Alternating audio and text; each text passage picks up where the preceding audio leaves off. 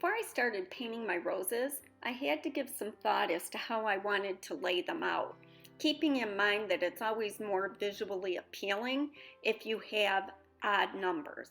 So I spaced out the centers and I used kissing booth for those. And then I went in with white swan and petticoat pink, alternating between colors.